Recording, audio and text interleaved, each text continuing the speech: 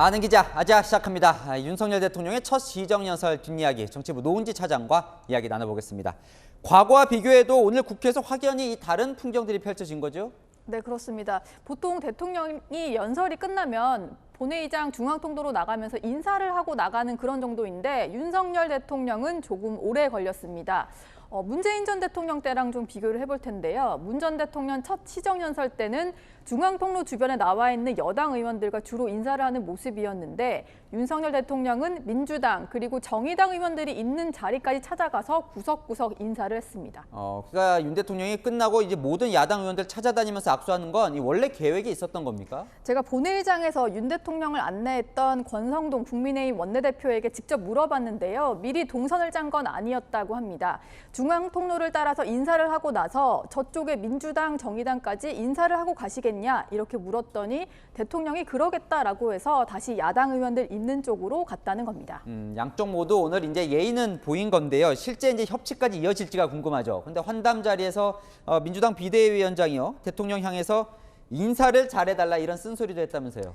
네, 참석자들이 쭉 돌아가면서 한마디씩 하는 그런 자리가 있었는데 박지원 민주당 비대위원장이 인사 문제 잘 하시라 이렇게 말을 했다고 합니다.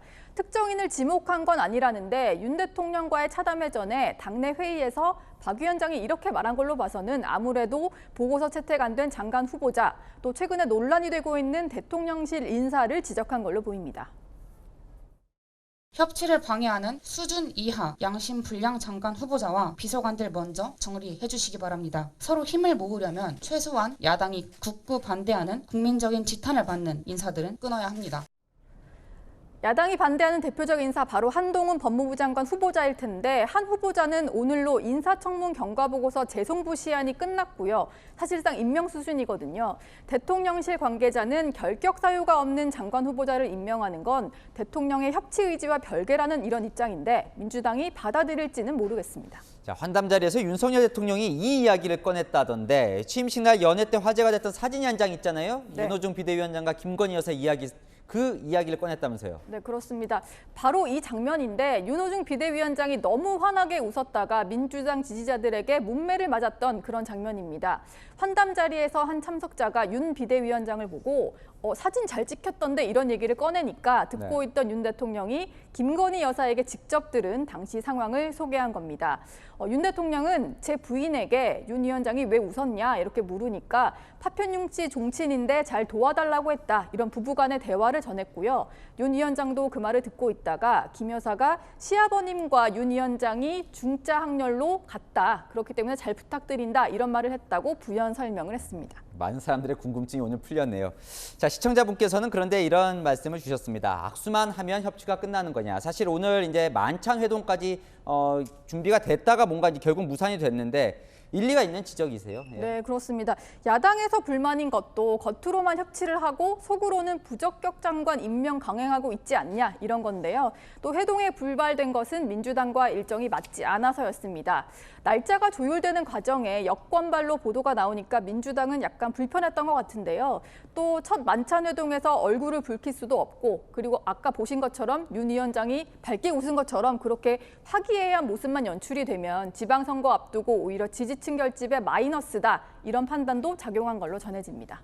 네, 그러고 보면 윤 대통령은 식사로 뭔가 소통하는 걸 참 좋아하는 것 같아요. 네, 그렇습니다. 혼밥을 안 하겠다 이런 공약도 했었잖아요.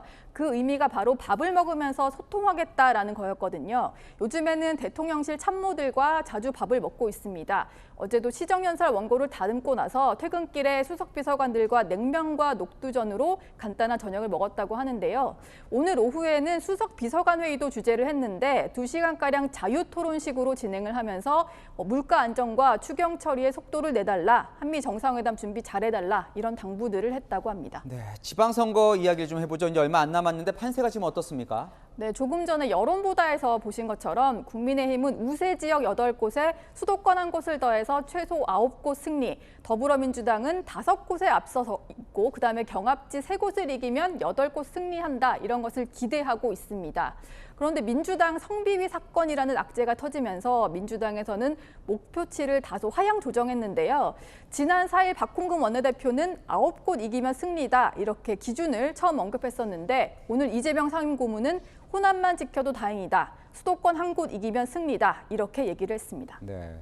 민주당은 대통령이 선거법을 어겼다고 주장을 하던데요. 이건 뭡니까? 네, 일단 강용석 무소속 경기지사 후보의 주장 때문인데 강 후보가 윤 대통령과 통화를 했다면서 윤 대통령이 김은혜 국민의힘 후보와 싸우지 말라고 하더라 이렇게 주장을 했었죠.